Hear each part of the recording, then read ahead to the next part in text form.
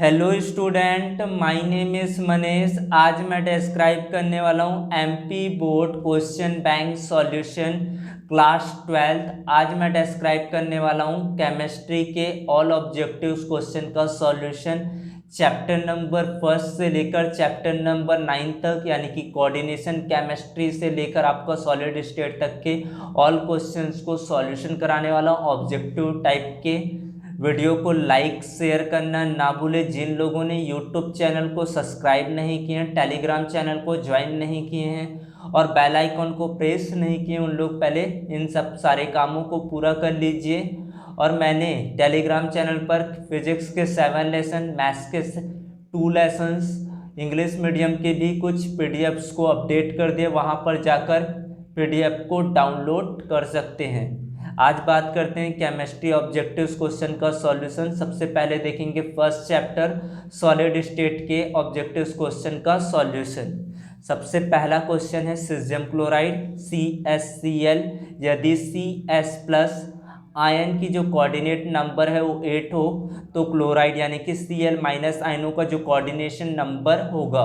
तो सबसे पहले आप लोगों को ये पता होना चाहिए कि सीजियम क्लोराइड में सीजियम और क्लोराइड के बीच का कोऑर्डिनेशन अनुपात कितना होता है, 8:8 होता है। तो यानी कि यहाँ पर Cs प्लस की जो कोऑर्डिनेशन नंबर 8 है तो क्लोराइड आयन का भी कोऑर्डिनेशन नंबर कितना होगा, 8 होगा। उसके बाद है हेक्सागोनल क्रिस्टल का आपका एग्जाम्पल होता है, षटकोणीय क्रिस्टल का उदाहरण है। ऑप्शन दिया हीरा, ग्रेफाइट, नमक और H2O यानी कि पानी। तो षटकोणीय क्रिस्टल का जो उदाहरण होता है वो क्या होता है आपका, ग्रेफाइट।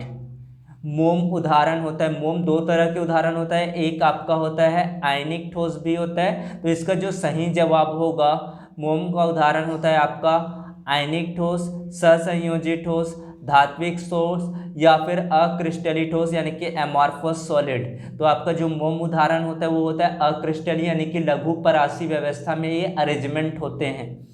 उसके बाद है फोर्थ क्वेश्चन, एक अंतः केंद्रित घनी सेल इकाई में परमाणुओं की संख्या होती है, नंबर ऑफ एटम्स कितने होते हैं एक घनीय सेल में, केंद्रित घनीय सेल में, 1 2 3 4। तो यहाँ पर अब इसको निकालने के लिए क्या करेंगे, 8 कोनों पर होते हैं साझा, 8 कोनों पर यानी कि एक और एक पूर्ण रूप से केंद्र पर होता है, यानी कि यहाँ पर होगा आपका परमाणुओं की संख्या 2 होता है।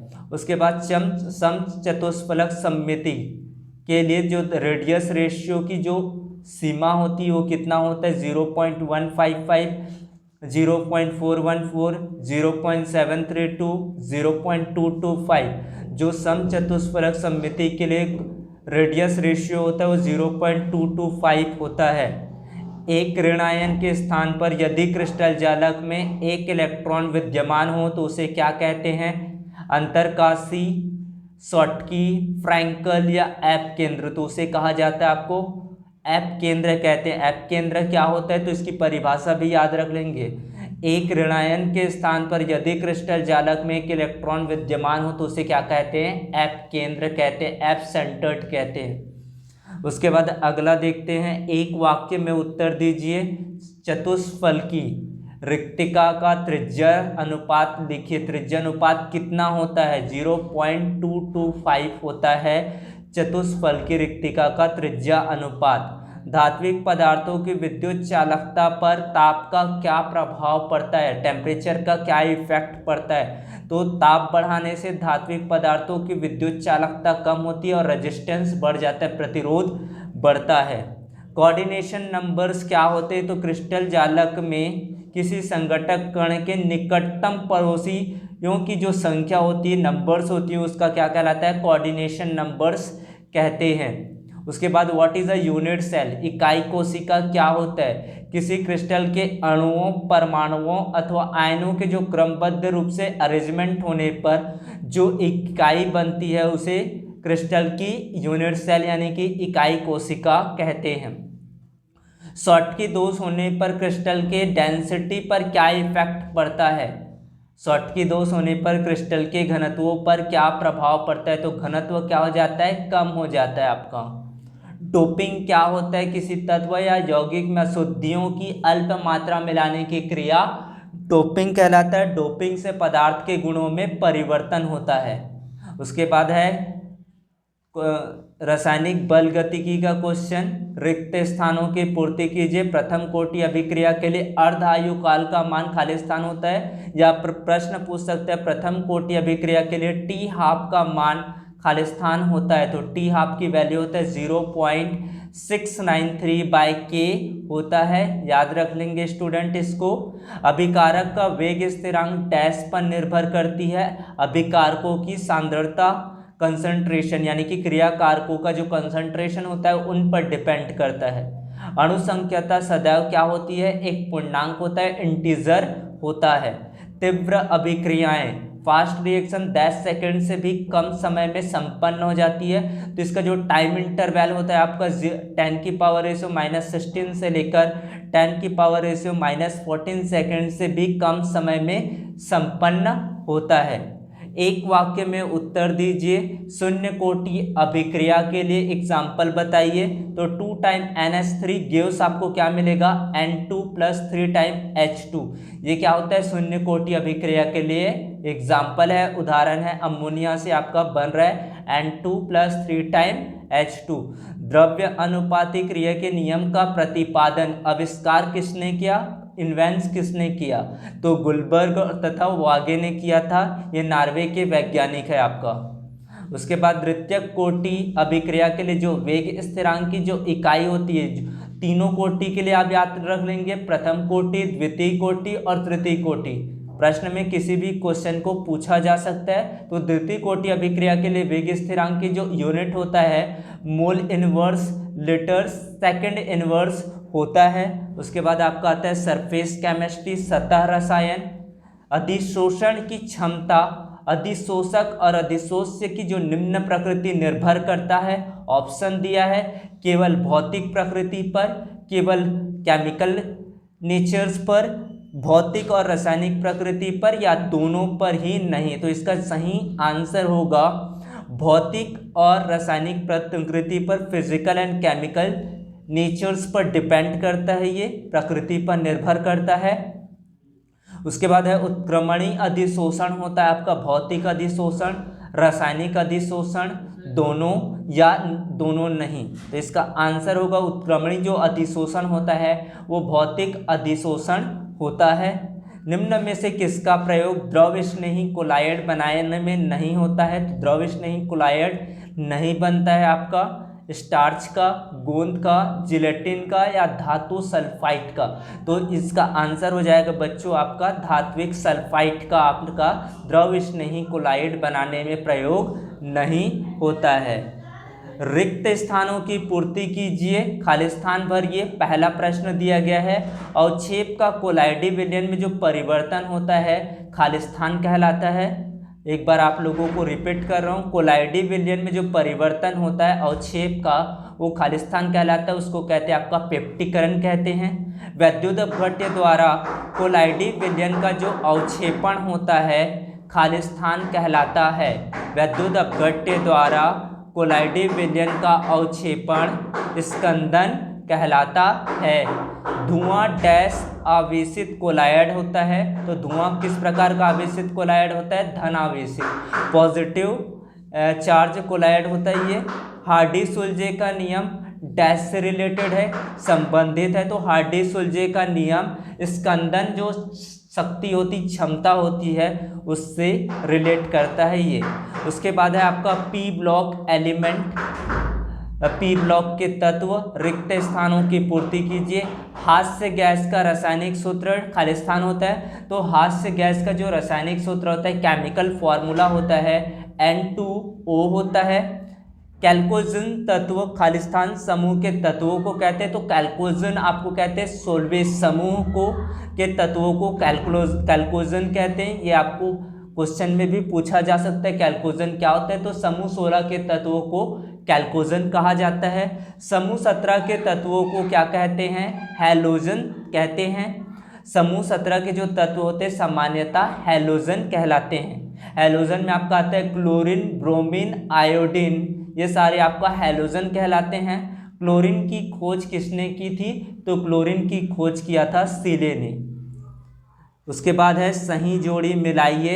हाइड्रोजन सल्फाइड आपका होता है प्रयोगशाला, अभिकर्मक होता है, रिजेंट होता है आपका। उसके बाद नारंगी धूम होगा आपका CrO2Cl2, आपका होगा नारंगी धूम कहते हैं आपको CrO2Cl2 को। क्लोरीन द्वारा रंगीन पदार्थों का निर्जरण कहलाता है आपका ऑक्सीडेशन रिएक्शन, ऑक्सीडेशन क्रिया होता है आपका। रासायनिक रूप से अभिक्रियाशील होता है आपका उत्कृष्ट गैस, नोबल गैसेज होती है। साइन बोर्ड में आपका प्रयुक्त किया जाता है नियॉन को। उसके बाद है आपका डी एवं एफ ब्लॉक के तत्व। डी ब्लॉक के तत्व को कहते हैं आपका संक्रमण तत्व कहते हैं, ट्रांजिशन मेटल कहते हैं। एफ ब्लॉक के तत्व को अंतर संक्रमण तत्व कहते हैं। दोनों को आप याद रखेंगे अच्छी तरीके से। डी ब्लॉक के तत्व को संक्रमण तत्व कहते हैं, एफ ब्लॉक के तत्व को अंतर संक्रमण तत्व कहते हैं। संक्रमण धातुओं के आयन डैश होते हैं, संक्रमण धातुओं के जो आयन्स होते हैं वो रंगीन होते हैं। डी ब्लॉक के तत्वों का अध्ययन आवर्त सारणी में करते हैं एस और पी ब्लॉक के मध्य में, या संक्रमण तत्व के रूप में करते हैं, ट्रांजिशन मेटल के रूप में करते हैं। संक्रमण तत्व ऊष्मा और विद्युत के क्या होते हैं, सुचालक होते हैं। उसके बाद है सही जोड़ी मिलाइए। पहला प्रश्न में आपको दिया गया है लाल रक्त कोशिकाएं होती है आपका आयरन Fe आ जाएगा, एक्टिनाइड होगा आपका F5F होगा। उसके बाद है लेंथेनाइट का 4F होगा।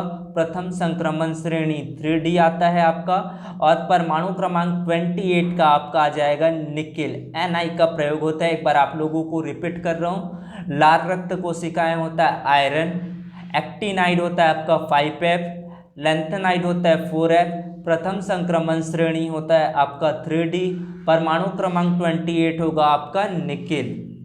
उपसंयोजन यानी कि कोऑर्डिनेशन केमिस्ट्री का अध्ययनों का चैप्टर है। उपसंयोजन संकुल के निर्माण में केंद्रीय परमाणु आयन को खालिस्तान कहते हैं। जैसे दो बोल सकते हैं, दो शब्दों का प्रयोग किया जाता है। एक होता है आपका नाभिक परमाणु, दूसरा होता है उपसंयोजक केंद्र कहते हैं। तो बच्चों इनको याद रखेंगे। उपसंयोजन संकुल के निर्माण में केंद्रीय परमाणु आयन को नाभिक परमाणु, न्यूक्लियस एटम्स एंड उपसंयोजन केंद्र कहते हैं। EDTA एक खालिस्तान का लिगेंड होता है। किसका लिगेंड होता है, बहुधंतर होता है आपका, बहुधंतर होते हैं आपका EDTA। उपसंयोजी यौगिकों का जो रंग होता है, कलर्स होते हैं, खालिस्तान संक्रमण के कारण होता है, तो इसमें DD आपका संक्रमण होता है।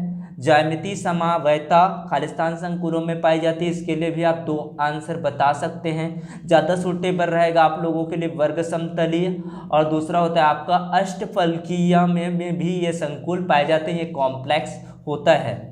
केंद्रीय परमाणु से जुड़े सभी दाता परमाणु संख्या को खालिस्तान कहते हैं।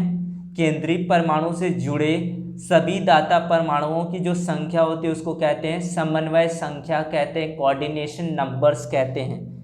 बच्चों सारा चीज़ आप लोगों को याद होते जा रहे होंगे, आप इनको समझते जाइए। जिगलर नाटा उत्प्रेरक में संबंधित धातु का नाम लिखिए। तो जिगलर नाटा उत्प्रेरक होता है, उनमें जो मेटल्स का यूज़ किया जाता है वो होता है टाइटियम और एल्यूमिनियम का प्रयोग होता है। टाइटियम का सूत्र होता है Ti और एल्यूमिनियम होता है Al। किस प्रकार के लिंगेट किलेट बनाते हैं, तो ऐसे लिंगेट जो धातु परमाणुओं के साथ जुड़कर या मिलकर एक चक्रीय संरचना का निर्माण करते हैं, ऐसे यौगिक आपका किलेट कहलाते हैं।